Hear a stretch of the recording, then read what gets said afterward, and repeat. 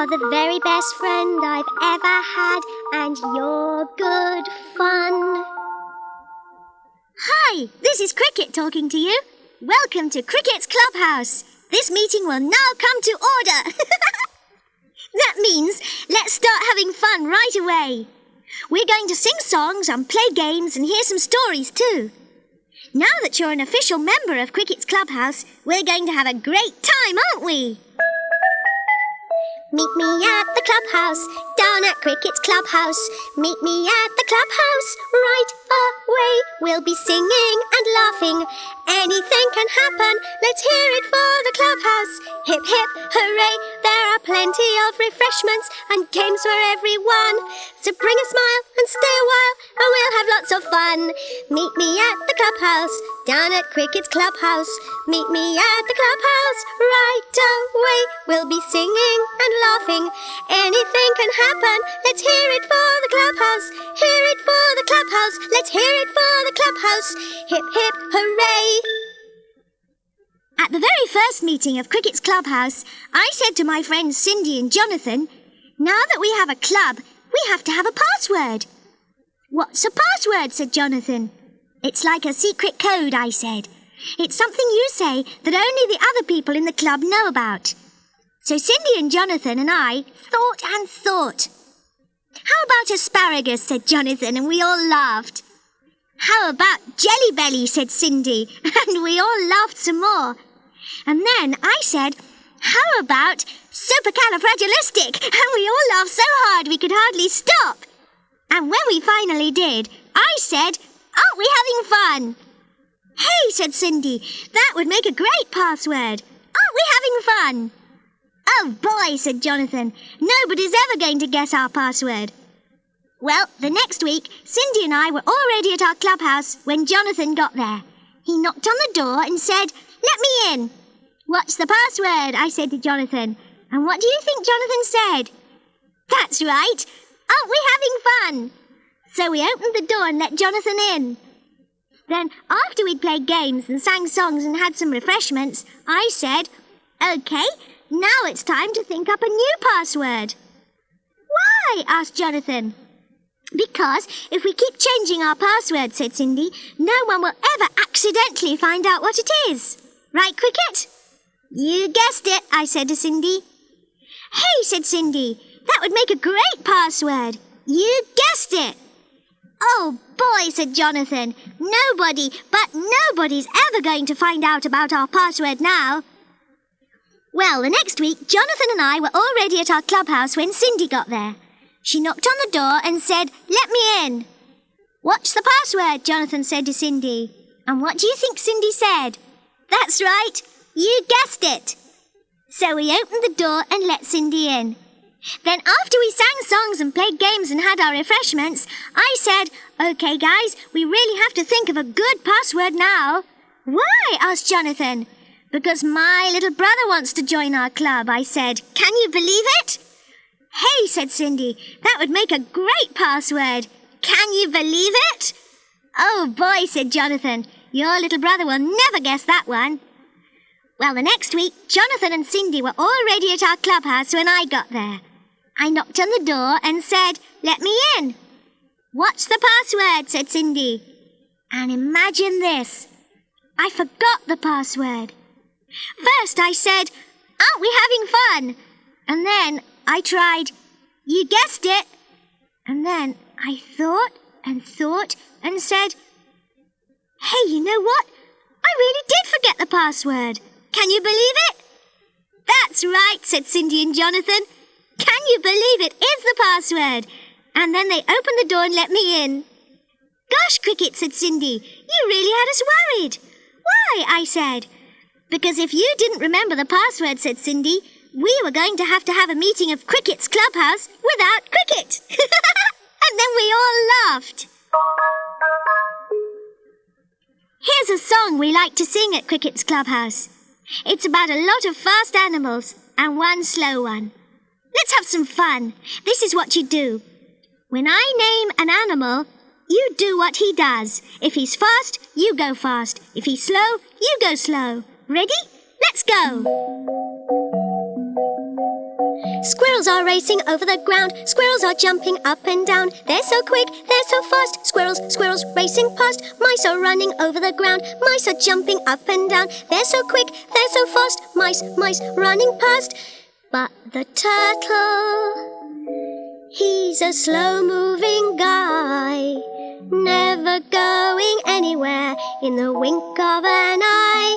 He's oh, so very slow, but he gets there by and by. Well, dogs are trotting over the ground. Dogs are running up and down. They're so quick, they're so fast. Dogs trotting past. Fish are swimming round and round. Fish are swimming up and down. They're so quick, they're so fast. Fish swimming past. But the turtle, he's a slow-moving guy, never going anywhere in the wink of an eye. He's oh, so very slow, but he gets there by and by. Here's a game that's fun and will get you going up and down. Whenever I say the word tall, you stand up, stretch your arms over your head and be as tall as you can. Stay there, and when I say the word short, you scrunch down and make yourself as little as you can. Okay, let's go. Once upon a time, there was a tall giant who lived next door to a short elf. One day the tall giant said, "I wish I was short like you, Mr. Elf." And the elf said, "I wish I was tall like you, Mr. Giant." No, said the giant. "Short is better. I'm so tall, I'm always bumping my head." But the short elf said, No, tall is better. People are always calling me Shorty. It's terrible." So the tall giant decided that short might not be better than tall. And the short elf decided that tall might not be better than short. And so this tall tale came to an end shortly thereafter.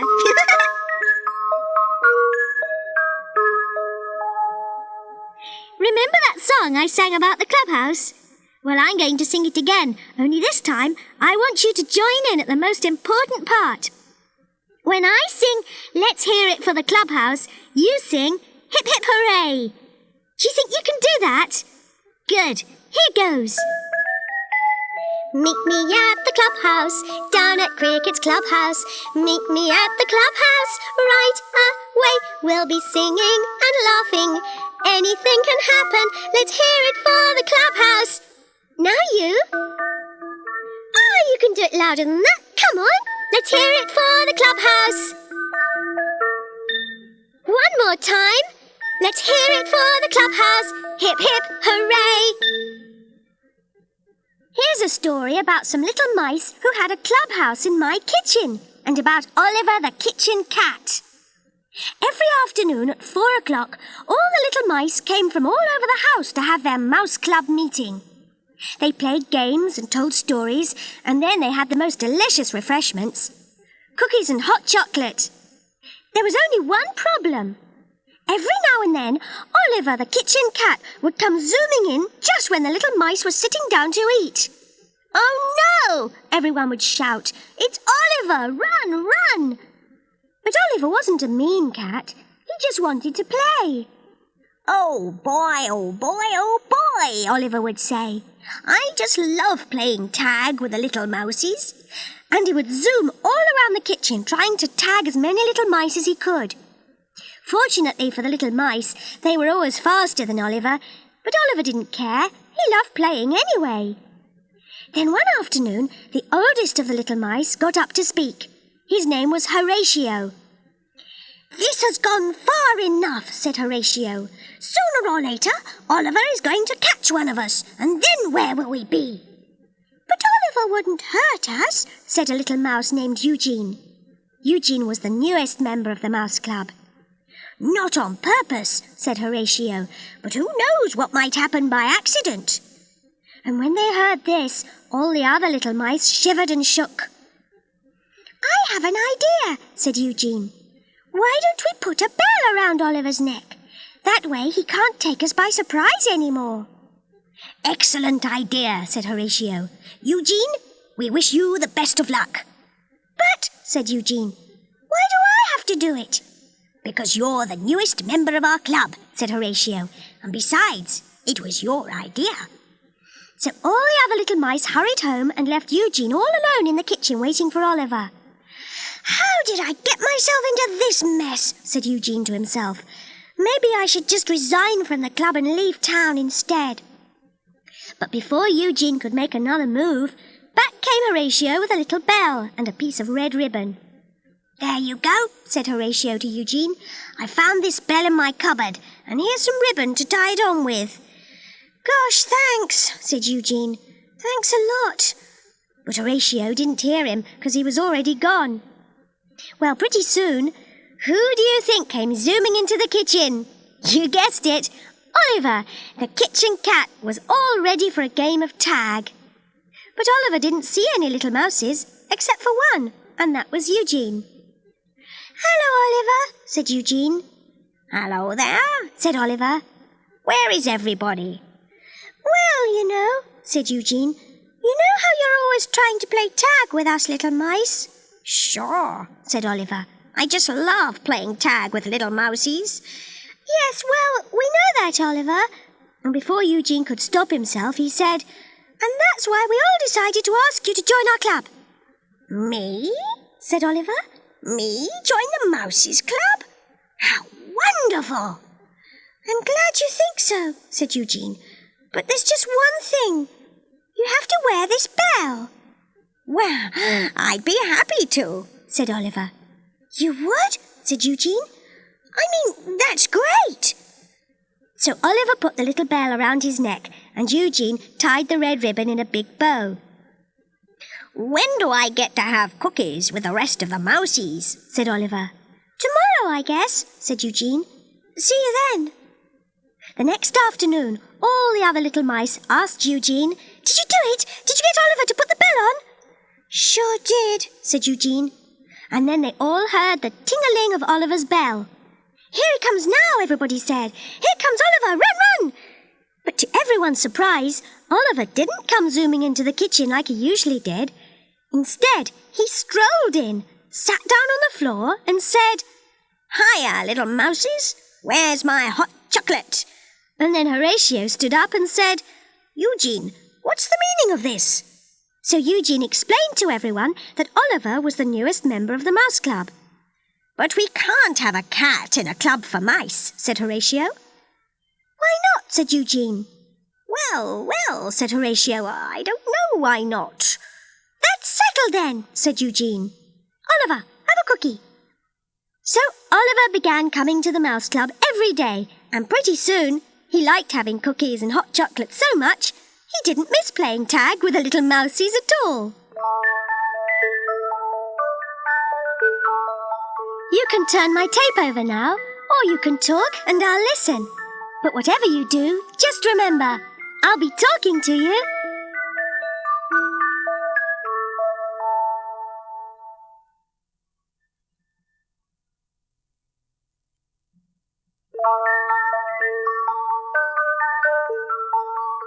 Sometimes all the members of a club wear the same kind of hat or badge, and sometimes they even have a special handshake.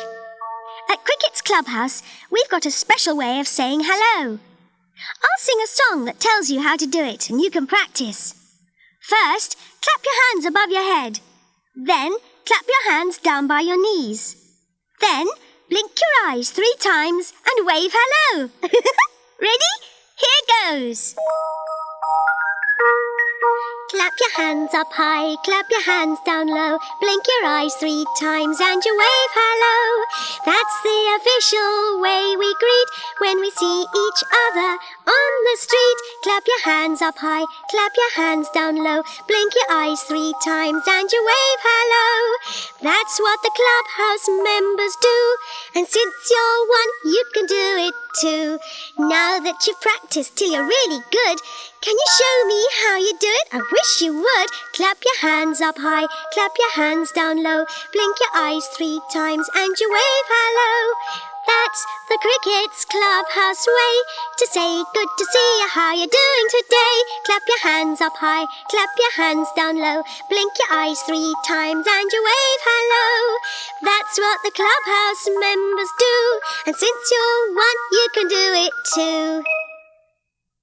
Once my friends Susan and Jonathan and I decided to open a lemonade stall. We needed some money for our club treasury. I'll get the lemons from my mum's kitchen, I said. I'll borrow my mum's card table, said Susan. I'll make a sign with my dad's tools, said Jonathan. So we all went to work right away. I made tons of lemonade. Susan set up her table in front of my house and Jonathan put up a sign. My mum lent us some money so we could give people change when they bought our lemonade. How much money did your mum lend us, said Jonathan. I think £1, I said, but we'd better count it to make sure. So then we were all ready for business. The only problem was nobody bought our lemonade. What do we do now, said Susan. Let's have a rehearsal, I said. You practice being the customer and we'll sell you some lemonade. OK. I'd like a glass of lemonade, please, said Susan. That will be 20p, I said. But Cricket, said Susan, I don't have 20p. That's all right, I said. Just pretend. So Susan pretended to give me 20p and Jonathan poured her a glass. Then Susan drank her lemonade and said, that certainly was delicious. Then all of a sudden, Jonathan said, look, here comes Mr. Carlson, the postman. I bet he'll buy some lemonade. But when he wanted to pay us, we said, that's all right, Mr. Carlson. You don't have to pay. You bring us post every day. After Mr. Carlson left, my little brother came out of the house and said, Cricket, can I have a glass of lemonade? Do you have 20p, I said. I don't have any money, said my little brother. Oh, that's all right, I said. You can have a glass anyway. Well, my brother was so thirsty, first he drank 1, and then 2, and then 3 glasses of lemonade. That was good, said my little brother, and he went off to play. And pretty soon, my dad came home from work, and boy, did he look hot and tired and thirsty. Want some lemonade, Dad? I said. Sure, he said. That sounds great. But I bet you'll never guess what happened then.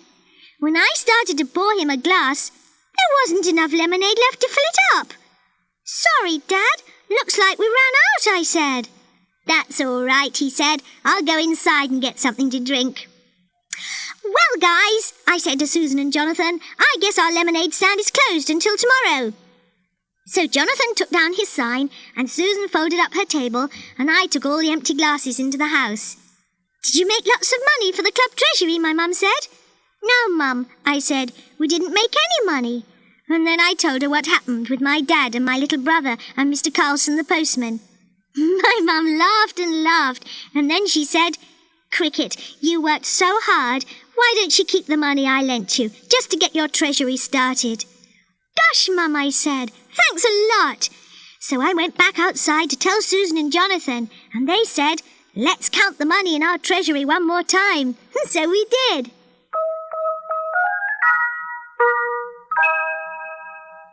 Well, we finally made some money for our treasury, but then we had to decide what to spend it on, and that wasn't easy. I know a skipping rope rhyme about a little girl who had a lot of trouble trying to spend some money. If you've got a skipping rope, you can jump along. If you haven't got a skipping rope, you can jump without one. Here we go. Little Susie had some money and she went to buy some honey. The honey was too sour, so she went to buy a flower. The flower didn't smell, so she went to buy a bell. The bell wouldn't ring, so she went to buy some string. The string wouldn't wind, so she tried another kind. It wasn't any better, so she went to buy some butter. The butter was too runny, so she finally bought some honey. And that was the end of little Susie's money. At Cricket's Clubhouse, we have a special way of playing Simon Says. It's called Backward Simon Says. I know, let's play it right now.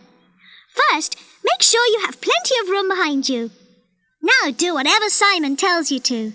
But if Simon doesn't tell you to do something, don't do it. Ready? Let's start. Simon says, walk backwards in a circle. Simon says, hop backwards in a circle. Simon says, march backwards in a circle. Walk forwards. Did you walk forwards? Simon didn't say to. Simon says, hop backwards in a circle. Simon says, jump backwards in a circle. Jump forwards. Oh, Simon didn't say to.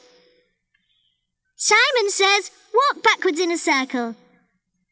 Simon says, jump backwards in a circle. Simon says, march backwards in a circle. Simon says, hop backwards in a circle. March forwards. Backwards Simon would never say that. Simon says, march backwards in a circle. Simon says, hop backwards in a circle. Simon says, take a giant step backwards. Simon says, walk backwards. Simon says, hop backwards. Simon says, jump backwards. Simon says if you can do all that, give yourself a big pat on the back and then say, Dugorofum. Go ahead, say it, Dugorofum. That's good for me, backwards. Here's a rhyming game that's fun to play. Day and way are rhyming words, so are light and night. So here's how we play the game. I'll say a nursery rhyme, but I'm going to leave out the rhyming words. See if you can tell me what it is. Here's the first one. 1, 2, buckle my... Did you say shoe? Shoe rhymes with 2. Let's keep going. 3, 4, shut the door. Door rhymes with 4. There's more. 5, 6, pick up. The answer is sticks. Sticks rhymes with 6. We're not finished yet. 7, 8, shut the... Did you say gate? Gate rhymes with 8. And now here's a different rhyme. It's one of my favourites. Roses are red, violets are blue, sugar is sweet, and so are you.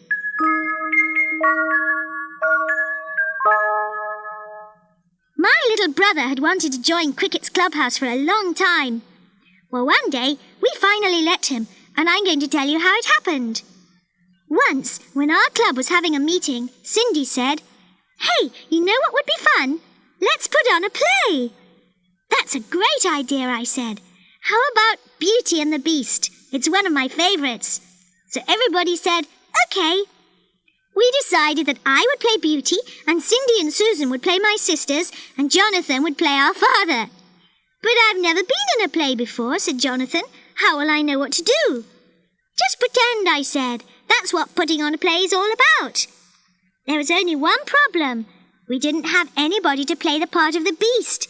And just then, who do you think knocked on our clubhouse door? You guessed, my little brother. "Cricket," said my little brother, "can I join yet?" And when I opened the door and said, "Of course, come in," wasn't my little brother surprised? When we told him what part he was going to play in our show, my little brother said, "Oh, I'll make a great beast." So we rehearsed really hard for about 2 whole days, and then we were ready. Everybody's mums and dads came to our clubhouse, and this is the show we put on.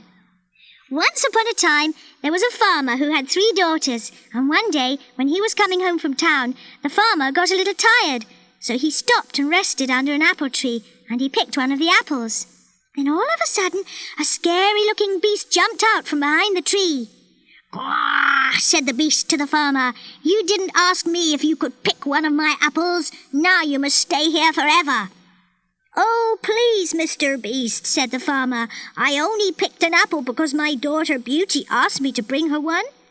"In that case," said the beast, "you must go home and send Beauty back here to stay forever."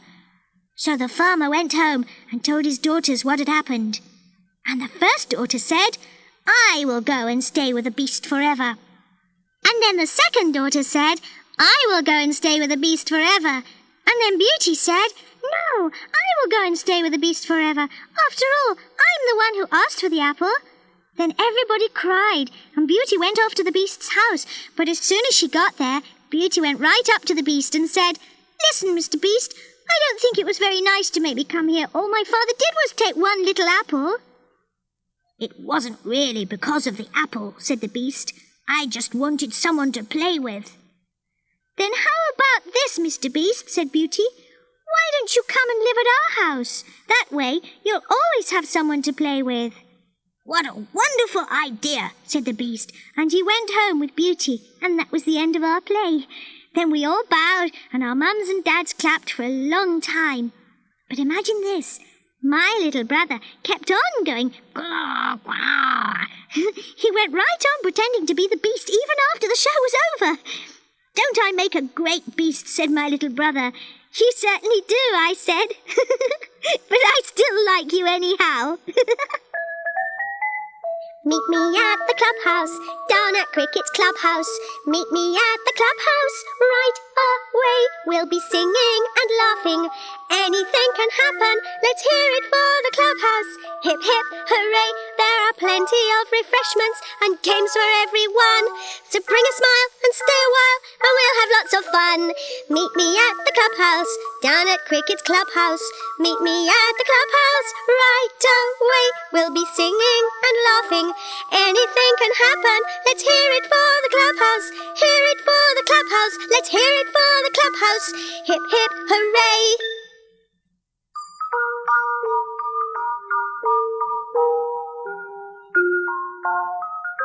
This meeting of Cricket's Clubhouse is now adjourned. You can turn my tape over now, or you can talk and I'll listen. Just remember, whatever you do, I'll be talking to you.